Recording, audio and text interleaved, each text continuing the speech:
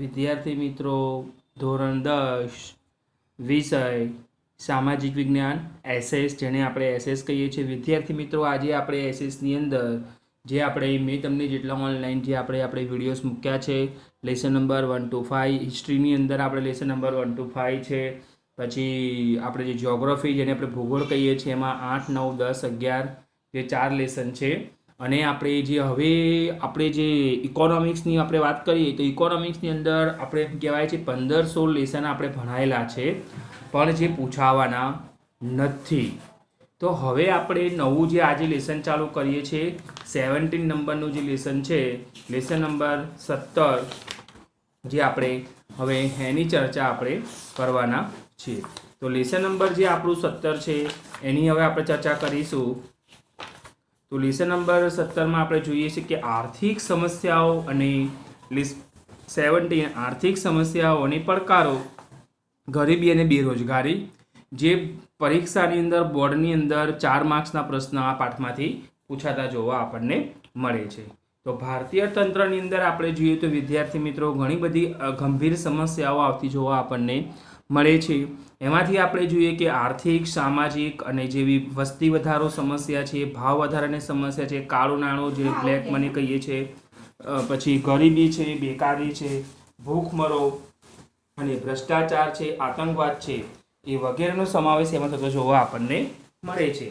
એટલે આપણે ખાસ કરીને જોઈએ જેમાંની મુખ્ય આર્થિક સમસ્યાઓ છે આપણી ગરીબી અને બેરોજગારી, ભાવ વધારો અને વસ્તી વધારો, જે આપણી એમ કહેવાય છે આ બધી આર્થિક સમસ્યાઓ આપણને જીવનભરમાં આવતી જોવા મળે છે. જે પૈકી આપણે એમ જોઈએ કે ગરીબી અને બેરોજગારી વિશે આપણે વિગતે અભ્યાસ કરીશું. હવે ગરીબી અને બેરોજગારીને પહેલાં તો આપણે બંનેને સગી બહેનો કહેવામાં આવે છે. વિદ્યાર્થીઓ, આપણે ખાસ આ ધ્યાન આપીશું કે ગરીબી અને બેરોજગારી જે બંને છે એ બંને સગી બહેનો છે. એટલે આપણે જોઈએ કે ગરીબીનો અર્થ બતાવીએ છીએ સમાજનો જે મોટો વર્ગ તેના જીવનની મૂળભૂત અને પ્રાથમિક જરૂરિયાતો જેવી કે અન્ન, વસ્ત્ર, રહેઠાણ તથા શિક્ષણ અને આરોગ્યની સેવાઓ ન્યૂનતમ માત્રામાં પણ ભોગવવાથી વંચિત રહીને જીવન ગુજારતો હોય ત્યારે સમાજની તેવી સ્થિતિને આપણે વ્યાપક કે દારૂણ ગરીબી કહેવામાં આવે છે.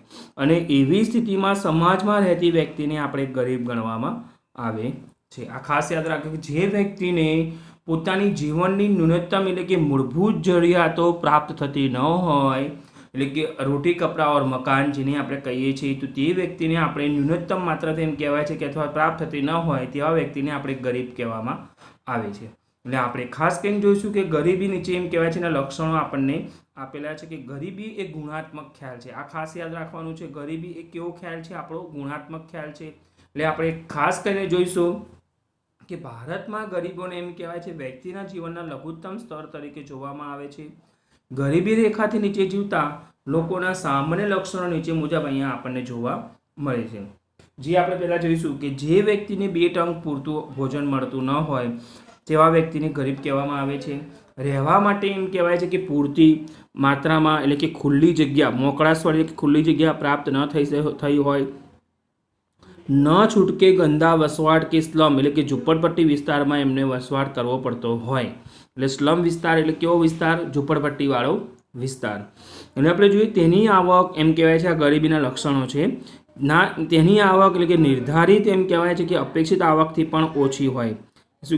તેની આવક ઓછી હોય અને તેનું આયુષ્ય રાષ્ટ્રીય સરેરાશ આયુષ્ય દરથી પણ ઓછું હોય અને જેઓ મોટે ભાગે નિરક્ષર હોય, અભણ હોય છે, જેઓ સતત પોષણક્ષમ આહારના અભાવે નાના મોટા રોગોથી પીડાતા હોય, જેમના બાળકોની કુટુંબની આવકમાં વધારો કરવાની ફરજે ભણવાની ઉંમરે મંજૂરી કે કામ ધંધે જવા મજબૂર થવું પડતું હોય, જેમના બાળકોનું કુપોષણના લીધે બાળ મૃત્યુનું પ્રમાણ ઊંચું રહેતું હોય, ગરીબી રેખા નીચે જીવતા લોકોનું જીવન ધોરણ ઊંચું લાવવાના સરકાર દ્વારા થતા પ્રયાસો. તો આપણે આઈએમપી પ્રશ્ન છે, ખાસ ધ્યાન આપીશું આપણે, જે બોર્ડની અંદર આવે છે. તો ગ્રામીણ અને શહેરી એમ કહેવાય છે કે બંને જે વિસ્તારો છે એ બંને વિસ્તારોની અંદર એમ કહેવાય છે કે ગરીબી રેખા આપણે જોઈએ કે નીચે જીવતા કુટુંબની આવક ઘણી ઓછી હોય છે. તેવા કુટુંબોને એમ કહેવાય છે કે અંત્યોદય કુટુંબો, કે જેને આપણે ગરીબી રેખા નીચે જીવતા, જેને બીપીએલ બિલો પોવર્ટી લાઇન, જેને આમ કહેવાય છે બીપીએલ બિલો, એનું નામ છે બિલો પોવર્ટી લાઇન કહેવામાં આવે છે. એટલે જેને બીપીએલનું પૂરું નામ છે બિલો પોવર્ટી લાઇન. સરકારે આવા કુટુંબોને એમ કહેવાય છે કે ઓળખી કાઢીને રેશન કાર્ડ આધારે જાહેર વિતરણ વ્યવસ્થા શરૂ કરી દીધી છે. આ દુકાનોને એમ કહેવાય છે કે વ્યાજબી ભાવની દુકાનો કહેવામાં આવે છે. આવા કુટુંબોને પ્રતિમાસ આવશ્યક ચીજવસ્તુઓ જેવી કે અનાજ, ખાંડ, તેલ, મીઠું, કેરોસીન વગેરે પૂરું પાડવામાં આવે છે. અને આ દ્વારા તેઓનું જીવન ધોરણ ઊંચું લાવવાના પ્રયાસો પણ થતા જોવા આપણને મળે છે. ગરીબીની રેખાનો ખ્યાલ સૌપ્રથમ એમ કહેવાય છે WHO વર્લ્ડ હેલ્થ ઓર્ગેનાઇઝેશનના નિયામક બોર્ડ એમ કહેવાય છે કે બોર્ડ ઓરોએ રજૂ કર્યો હતો. આ ટીક કરજો ખાસ.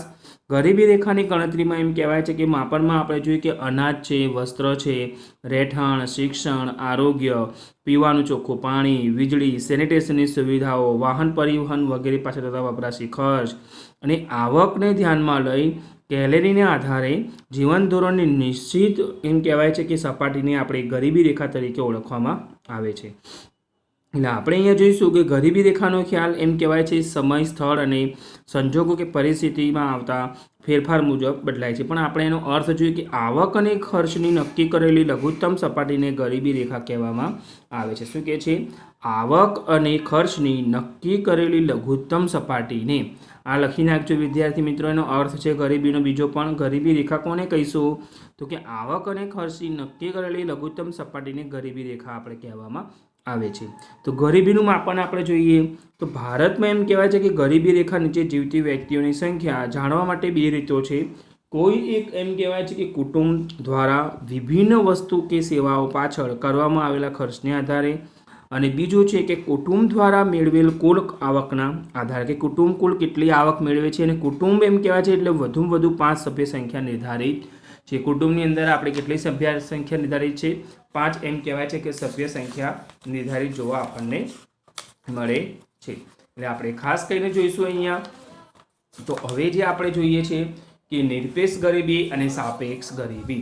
તો આપણે કહેવાય કે ગરીબીના પ્રકારો અને એનો સ્વરૂપ વિશે આપણે સમજાય કે ગરીબીના પ્રકારો બે છે. આમ તો ગરીબીના પ્રકારો બે, નિરપેક્ષ ગરીબી અને સાપેક્ષ ગરીબી. હવે નિરપેક્ષ ગરીબી કોને કહેવાય? તો એમ કહે છે કે સમાજના લોકો અનાજ, કઠોળ, દૂધ, શાકભાજી, કપડાં જેવી પ્રાથમિક જરૂરિયાતો ઓછામાં ઓછા ભાવે પ્રાપ્ત કરી શકવા સમર્થ ન હોય. ઓછામાં ઓછા ભાવે પણ એમ કહેવાય છે કે જે સૌથી ઓછો ભાવ હોય પણ પ્રાપ્ત કરવા માટે તે સમર્થ નથી, તો તેઓ નિરપેક્ષ ગરીબ તરીકે ઓળખવામાં આવે છે. સાપેક્ષ ગરીબ કોને કહેવાય?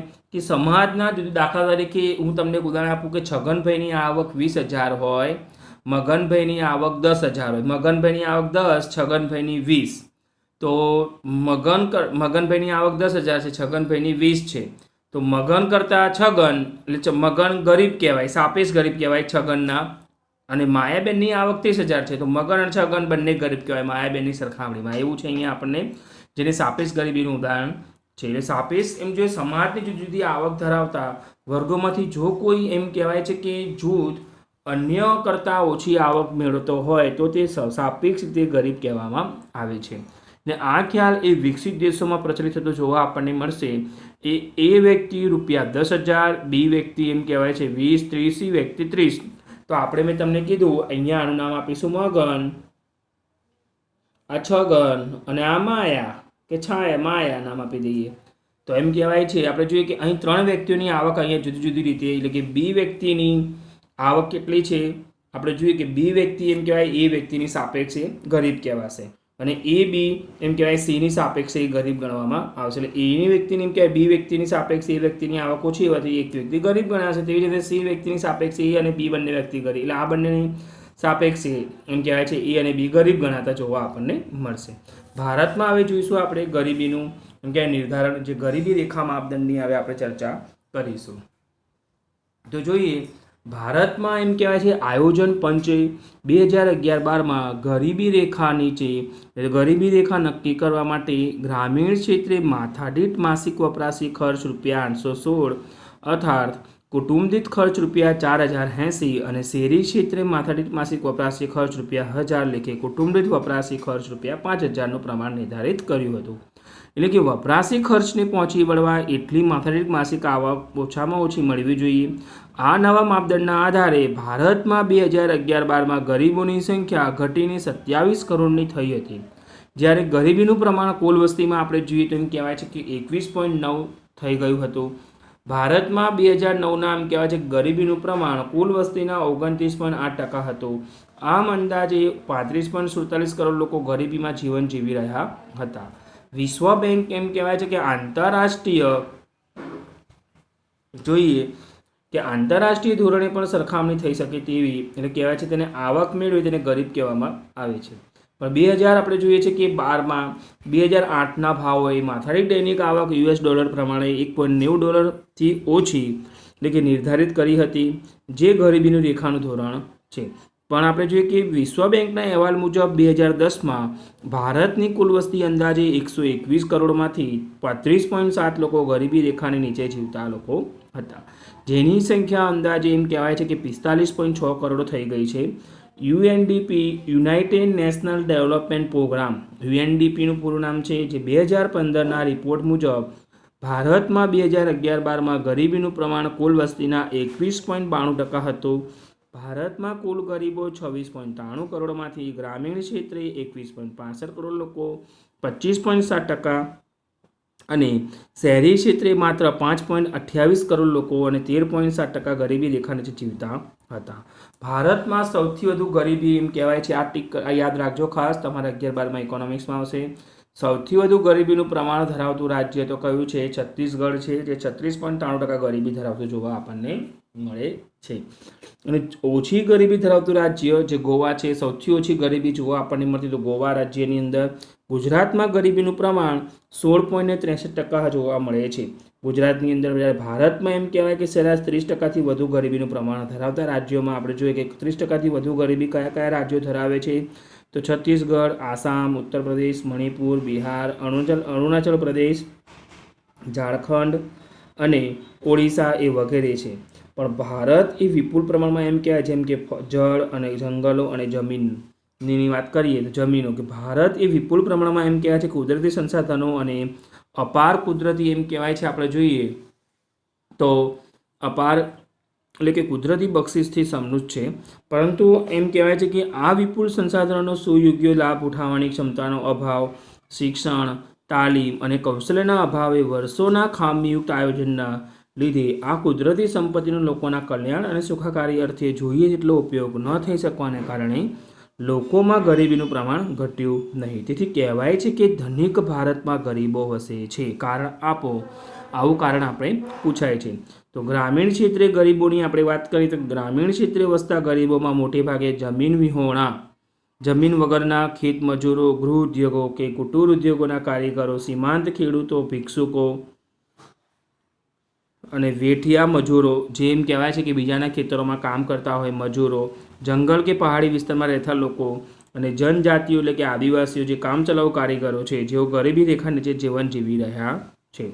શહેરી ક્ષેત્રે ગરીબી જોઈએ તો શહેરી વિસ્તારમાં વસતા ગરીબોમાં કામચલાઉ મજૂરો, જેમ કહેવાય છે રોજનું રોજ કમાતા હોય એવા મજૂરો છે, બેરોજગારો છે, દૈનિક શ્રમિક, ઘર નોકર, રિક્ષા ચાલક છે, ઘરે ઘરે નોકરી કરતા હોય, રિક્ષા ચાલકો, ચા નાસ્તાની લારી ગલ્લા કે હોટલ ઢાબા પર કે ઓટો ગેરેજમાં કામ કરનારા શ્રમિકો, જે ભિક્ષુકો જે ભીખ માંગતા હોય કે જેઓ પોતાની ન્યૂનતમ એટલે ઓછી જીવન જરૂરી વસ્તુઓ પણ સંતોષી શકતા નથી, તેને ગરીબીમાં સબળી રહ્યા છે કે સબળાઈ રીતે જોવા મળે છે. ત્યાર પછી આપણે જોઈશું અહીંયા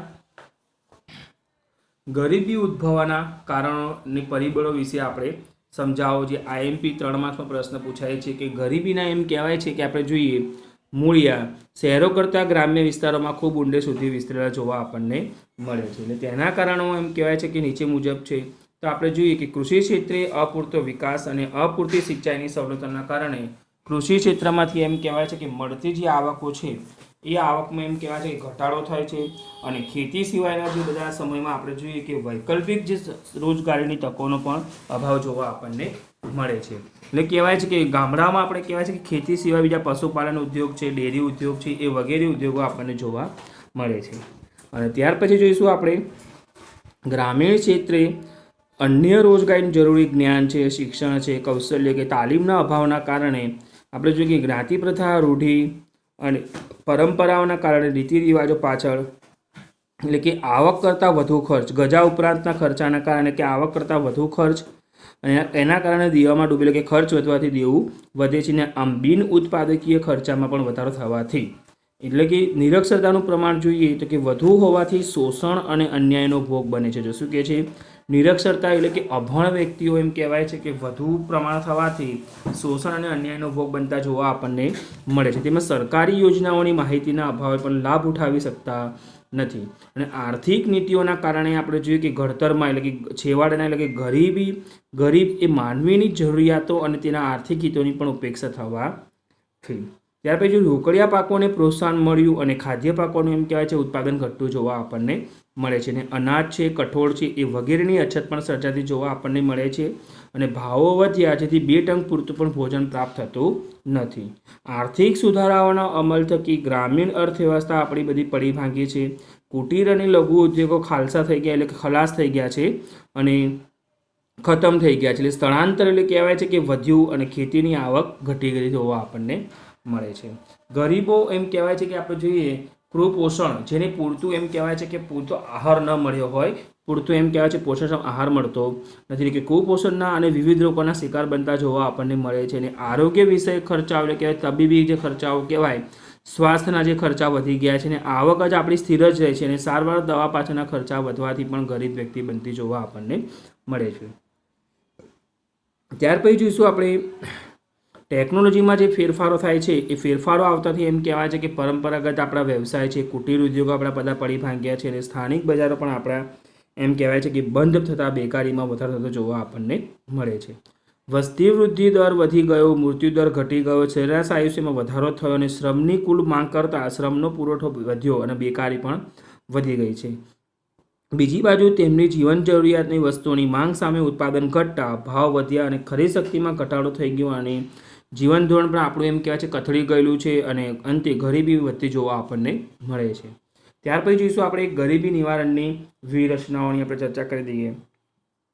તો ગરીબીનું એમ કહેવાય છે કે 20 ચક્ર જે છે ભારતમાં પકડ જમાવી રહ્યું છે. તે માટેના મુખ્ય આપણા એમ કહેવાય છે કે કારણોની ઉપર લખી નાખજો, ઉપાયો વિશે સમજાવો. ગરીબી નિવારણના ઉપાયો, જે વ્યૂહરચનાઓ કહેવાય ઉપાયો એટલે કે જે મુખ્ય કારણોની સંક્ષિપ્તમાં આપણે સમજ કેળવી છે, તેના જ આધારે ગરીબોને ઘટાડવામાં પણ કેવા પ્રકારની વ્યૂહરચના એમ કહેવાય છે કે અપનાવી જોઈએ તે સમજવું પણ સરળ થઈ પડશે. પણ અત્યાર સુધીમાં આપણે જોઈએ કે 11મી પંચવર્ષીય યોજના જે પૂરી થઈ ત્યાં સુધીમાં ભારતીય અર્થતંત્રમાં વિકાસની રણનીતિ જે કહેવાય છે અને કાર્ય યોજનાઓમાં ગ્રામીણ ક્ષેત્ર કરવામાં આવેલી ઉપેક્ષા મુખ્યત્વે જવાબદાર ગણવામાં આવે છે. પણ ભારતીય અર્થતંત્રનું સુવર્ણ શિખર ભલેને શહેરમાં જ હોય પરંતુ તેના મૂળે તો ગામડામાં જ જોવા આપણને મળે છે. ગામડું જ ભારતીય અર્થતંત્રનું કહેવાય હૃદય છે. તેને ધબકતું અને સમૃદ્ધ રાખવા માટે અંદાજપત્ર જે આપણું બજેટ જેને કહીએ છીએ એ બજેટમાંથી જ મોટો હિસ્સો ગ્રામોદ્ધાર એટલે ગ્રામો પાછળ એમ કહેવાય છે કે પાછળ ખર્ચવો જોઈતો હતો. પણ ભારતનો સાચો આર્થિક વિકાસ તો સામાજિક, આર્થિક અને સાંસ્કૃતિક વિકાસ ગામડાઓના વિકાસ દ્વારા જ શક્ય છે. તેથી હવે વર્તમાન સરકારે ગ્રામોદયથી ભારત ઉદયના કાર્યક્રમ દ્વારા ગ્રામોદ્ધાર થકી દેશોદ્ધારના મૂળ એ વિચારને અમલમાં મૂકીને કેન્દ્ર અને રાજ્ય સરકારોએ ગરીબી નિર્મૂલન એ ગરીબીમાં ઘટાડો કે ગરીબી હટાવવા માટે એમ કહેવાય ગ્રામીણ ક્ષેત્રે માળખાગત સુવિધાઓ આપણે જોઈએ તો જે બધી સુવિધાઓ છે એ સુવિધાઓ કૃષિ ક્ષેત્રનો વિકાસ અને ગૃહ ઉદ્યોગ છે, કુટીર ઉદ્યોગો છે, લઘુ ઉદ્યોગોની આપણે વાત કરીએ, લઘુ એટલે મોટા પાયે ઉદ્યોગો વિકાસ પર સવિશેષ ભાર આપીને અનેક નવી યોજનાઓ અને કાર્યક્રમો અમલમાં મૂક્યા છે. એના દ્વારા એમ કહેવાય છે કે રોજગારીની તકો સર્જાશે તો પરિણામે આવક વધતા ગરીબી ઘટતી જોવા આપણને મળે છે. એ જોઈએ કે આઝાદી પછીની આપણે જે વાત કરી દઈએ તો કેમ કહેવાય છે કે આઝાદી પછીના જે વર્ષોમાં જોઈએ કે આયોજનમાં જે ગરીબી હટાવોના સૂત્ર સાથે જે સરકારે મોટા પાયે અને ભારે અને ચાવીરૂપ ઉદ્યોગોના વિકાસ પર સવિશેષ એમ કહેવાય છે કે ભાર આપ્યો છે. તેના વિકાસ માટે અનેક પ્રોત્સાહનો આપ્યા જેથી શહેરો વિકસે અને બીજી બાજુ ગ્રામીણ ક્ષેત્ર એમ કહેવાય છે કે હરિયાળી ક્રાંતિના લક્ષ્ય સાથે જમીન ધારા સુધારણાના કાર્યક્રમોના અમલ પૈકી ખેતી ક્ષેત્રનો વિકાસ સાધીને દેશમાં ઉત્પાદનમાં વધારો થશે, રોજગારીની તકોનું સર્જન થશે અને રોજગારી વધશે અને તેથી આવક વધતા એમ કહેવાય છે આવક પણ આપણી વધતી જોવા આપણને મળશે. અને આવક વધતા આપણે જોઈશું જે આપણી આવક છે તો આવક વધતા ગરીબોની સ્થિતિ પણ આપણી સુધરતી જોવા મળે છે. એટલે ઉદ્યોગોના વિકાસમાંથી આપણે જોઈએ કે ઉદ્યોગ માલિકોને મળતા એમ કહેવાય છે કે આર્થિક લાભો ઉદ્યોગ માલિકો, ધનિક ખેડૂત કે જમીનદારો જેવા ધનિક વર્ગોને મળતી આવકનો વધારાનો લાભ એમ કહેવાય ધીમે ધીમે ગરીબો સુધી વિસ્તરશે. તેથી ગરીબોની એમ કહેવાય છે કે સંખ્યા ઘટશે અને ગરીબોની સંખ્યા ઘટતા એમ કહેવાય સરકારનો એમ કહેવાય છે આશા નિષ્ફળ થતી જોવા મળે છે. કારણ આપો કે આ વ્યૂહાત્મક આશાવાદ એમ કહેવાય કે ઠગારો એટલે કે નિષ્ફળ નીવડશે. દેશમાં આર્થિક વિકાસની ગતિ પણ આપણે એમ કહેવાય ધીમી રહી અને મંદ આર્થિક વિકાસની સાથે આવકની અન્યાયી અને અસમાન વહેંચણી થતાં આવક અને સંપત્તિનું કેન્દ્રીકરણ સમાજના ટોચના અમુક ધનિકોના જ હાથમાં રહેશે. આમ આર્થિક વિકાસના લાભોનું વિસ્તરણ ન થતાં ગરીબોની સ્થિતિમાં કોઈ સુધારો ન થયો અને આવકની અસમાન વહેંચણી થતાં ધનિકો વધુ ધનિક બન્યા અને ગરીબો વધુ ગરીબ બનતા જોવા આપણને મળે છે. એના માટે કયા કયા પગલાં ભરવા જોઈએ? તો સરકાર એમ કહે છે કે કયા કયા પગલાં ભરવા જોઈએ? સરકાર એમ કે આવકની અસમાનતા દૂર કરવા માટે કરવેરાની નીતિમાં ગરીબોને જીવન જરૂરિયાતની જે વસ્તુઓ મળે છે એ વસ્તુઓ મળી રહે તેનું ઉત્પાદન વધે તેવા હેતુસર આપણે જોઈએ કે ધનિકોની વપરાશી ચીજ વસ્તુઓ કે સેવાઓ અને મોજ શોખની કે ભોગ વિલાસની જે કહેવાય છે કે ચીજ વસ્તુઓ અને સેવાઓ પર થતા તેઓની આવક પર ઊંચા દરે કરવેરા નાખ્યા છે. તેથી એમ કહેવાય ગરીબોની ચીજ વસ્તુઓ પાછળ વપરાશી ખર્ચ વધી ન જાય. આવકનો મોટો હિસ્સો જીવનની એમ કહેવાય છે કે પાયાની જરૂરિયાતો સંતોષવા પાછળ ખર્ચાઈ ન જાય તેની કાળજી એમ કહેવાય છે કે રાખવી અને એમ કે છે કે ગરીબોને આપણે જોઈએ કે જીવન જરૂરિયાતની વસ્તુઓ જાહેર વિતરણ પ્રણાલી જે વ્યવસ્થા કહેવાય છે PDS કહે છે કે આપણે હેઠળ વ્યાજબી ભાવની દુકાનો FPSS દ્વારા નિયત જથ્થામાં રાહત દરે ઘર આંગણે પૂરી પાડીને તેમના જીવન ધોરણને ઊંચું લાવવાનો પણ આપણે એમ કહેવાય છે કે ઉપાયો અપનાવ્યા છે. આમ ધનિક વર્ગની વસ્તુઓનું ઉત્પાદન ઘટશે અને ઉત્પાદનના સાધનોની ફાળવણી ગરીબોની ચીજવસ્તુના ઉત્પાદન તરફ વધતી જોવા આપણને મળે છે. એટલે આપણે જોઈશું હવે તેવા એમ કહેવાય છે તેવા પ્રયત્નો સરકાર કરતી જોવા આપણને મળશે અને ગરીબોની રોજગારી વધે તો કાર્યક્ષમતા વધે અને ઉત્પાદકતા વધે અને અંતે એમ કહેવાય આવકમાં વધારો થાય તો જીવન ધોરણ પણ સુધરી શકે એવા પ્રયાસો સરકારે હાથ ધર્યા છે. ગરીબી નાબૂદી માટે કૃષિ ક્ષેત્ર પર વિશેષ ભાર આપવાની પણ જરૂર સમજાતા સરકારે જમીન ધારા સુધારાના ઉપાયો, જમીન ટોચ મર્યાદાનો ધારો, ગણોત એ કહેવાય છે કે આપણે એ ગણોતનું નિયમન, ખેડ હકની સલામતી, જે ખેડે એની સલામતી અને જેવા અનેક કાયદાઓથી એમ કહેવાય છે ગ્રામીણ ક્ષેત્રે ધનિક ખેડૂતો કે જમીનદારોની આવકમાં ઘટાડી એટલે કે દીધો અને એમ કે જમીન વિહોણા ખેત મજૂરો ગણોતિયાઓની આવકમાં વધારો થાય એ રીતે ગરીબોની સ્થિતિમાં પણ સુધારો લાવવાનો વ્યૂહ અપનાવ્યો છે. એટલે આપણે જોઈશું કે સરકારે એમ કહેવાય છે કૃષિ અને કૃષિ ઉપર આધારિત અન્ય ઉદ્યોગો જે આપણા છે અન્ય પ્રવૃત્તિઓ વિકસે જેવી કે પશુપાલન, ડેરી ઉદ્યોગ, મત્સ્ય ઉદ્યોગ અને વનીકરણ એટલે કે નાની મોટી સિંચાઈ યોજનાઓનો વિકાસ સાધવો, ગૃહ ઉદ્યોગો છે, કુટીર ઉદ્યોગો છે, લઘુ ઉદ્યોગો એટલે કે મોટે પાયે છે અને કુટીર નાના પાયાના ઉદ્યોગો ખાસ પ્રોત્સાહન એમ કે આપ્યા છે. અને સ્વાવલંબન ક્ષેત્ર એટલે કહેવાય છે કે પોતાના જે હાથ ક્ષેત્રે એટલે પોતે યંત્રનો ઓછો ઉપયોગ થાય એવા ધંધા ઉદ્યોગો થકી એમ કહેવાય રોજગારી વધે. તેમજ પરંપરાગત ઉદ્યોગો પછી કહેવાય છે કે હાથશાળ એટલે કે હાથથી થતા કે કુટીર ઉદ્યોગોને પણ માટે પ્રોત્સાહક નીતિઓ જાહેર કરીને આર્થિક સહાય આપી છે. કેટલાક ગૃહ ઉદ્યોગોને કાયદાથી અનામત રાખવામાં આવ્યા છે જેથી ગ્રામીણ ક્ષેત્રે રોજગારીની આર્થિક તકોનું સર્જન થાય. ગ્રામીણ યુવકોને એમ જોઈએ છે કે વૈકલ્પિક રોજગારી માટે તકો અને મળે તે હેતુસર શિક્ષણ, તાલીમ અને કૌશલ્યમાં વધારો થાય એવા વ્યવસ્થાઓ કરી છે જેથી તેમનામાં રોજગારીલક્ષી ક્ષમતાનો વિકાસ થાય. રોજગારીના નવા ક્ષેત્રો ખુલી ગયા જેથી આવક વધી અને પરિણામે તેમની સ્થિતિમાં પણ સુધારો લાવવાની ઉપાયો અનેક કલ્યાણકારી સ્વરોજગારીના કાર્યક્રમો સરકારે અમલમાં મૂકેલા છે. ત્યાર પછી જોઈશું આપણે સરકારે ગ્રામીણ ક્ષેત્રની શિક્ષણની વાત કરી છે તો કહેવાય છે કે જોઈએ કે ગ્રામીણ ક્ષેત્રે શિક્ષણ, સ્વાસ્થ્ય અને વસવાટ, રોજગારી, કુટુંબ નિયોજન છે, પછી સંદેશા વ્યવહાર, આંતર સુવિધામાં એમ કહેવાય છે કે સુવિધામાં માળખા એમ કહેવાય સુધારા છે, સુવિધાયુક્ત માળખાઓ એટલે કે વધારો કર્યો. પછી સિંચાઈ, સડક, પાક સંરક્ષણ છે, કૌશલ્ય અને તાલીમ ક્ષેત્ર છે, ખેતી ક્ષેત્ર સુધારાઓ કર્યા. પાકની વિવિધ જે જાતો છે વિકસાવી, બિયારણ, ખાતર, ટ્રેક્ટરની સુવિધા માટે સસ્તી બેંક લોનની સુવિધાઓ ઉપલબ્ધ કરાવી અને ગ્રામોદ્ધારના અનેક વિવિધ મહત્વાકાંક્ષી પગલાઓ પણ ભર્યા. ઘર આંગણે યુવકો માટે રોજગારીના ક્ષેત્રો ખોલી ગયા છે જેથી જાહેર તરફનું સ્થળાંતર ઘટ્યું અને શહેરો પર વસ્તી ભારણ એમ કહેવાય કે ઘટે છે. અને ગ્રામીણ કે નગર કક્ષાએ આપણે જોઈએ કે શાળાઓ, માધ્યમિક અને ઉચ્ચતર માધ્યમિક શાળાઓ, નજીકના અંતરની કોલેજો, શરૂ કરીને ટેકનિકલ અને વ્યવસાયલક્ષી અભ્યાસક્રમો અને તાલીમ કેન્દ્રોની સુવિધાઓ પણ ઊભી કરી દીધી છે. યુવક યુવતીઓને ઉચ્ચ શિક્ષણ પૂરું કરે ત્યાં સુધીની આર્થિક સહાય રૂપે સ્કોલરશીપ, ફી માફીની સુવિધાઓ, આશ્રમ શાળાઓ, કન્યા કેળવણી માટે આર્થિક સહાય દ્વારા પ્રોત્સાહન જેવા અનેક પગલાઓ પણ ભર્યા છે. મહિલા સશક્તિકરણના ઉપાય જોઈએ આપણે પ્રયાસ રૂપે મહિલાઓને પણ આર્થિક રીતે એમ કહેવાય છે કે પગભર કરવા, સ્વરોજગારી ઊભી કરવાના વિવિધ એમ કહેવાય છે કે કાર્યક્રમો અમલમાં મૂકેલ છે. આમ સરકાર એમ કહેવાય છે કે ગરીબીના રાક્ષસને નાથવામાં, ખલાસ કરવામાં વ્યૂહાત્મક રીતે એમ કહેવાય અને ક્રમબદ્ધ નક્કર પગલાઓ પણ ભરતી જોવા આપણને મળે છે.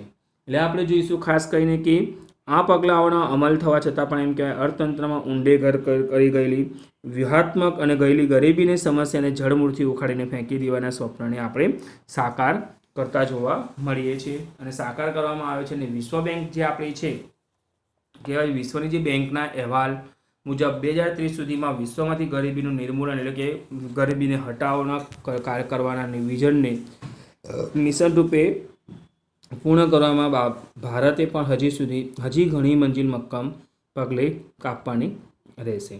ત્યાર પછી આપણે જે ટોપિક છે ગરીબી નિવારણ કાર્યક્રમો જે આપણે અહીંયા આપેલા છે. ગરીબી નિવારણના કાર્યક્રમો એમ કહેવાય 14 કાર્યક્રમ જોવા આપણને મળશે. જે નેક્સ્ટ ટોપિકમાં આપણે ગરીબી નિવારણના કાર્યક્રમો વિશે આપણે સમજાવવાના છે. આભાર વિદ્યાર્થીઓ.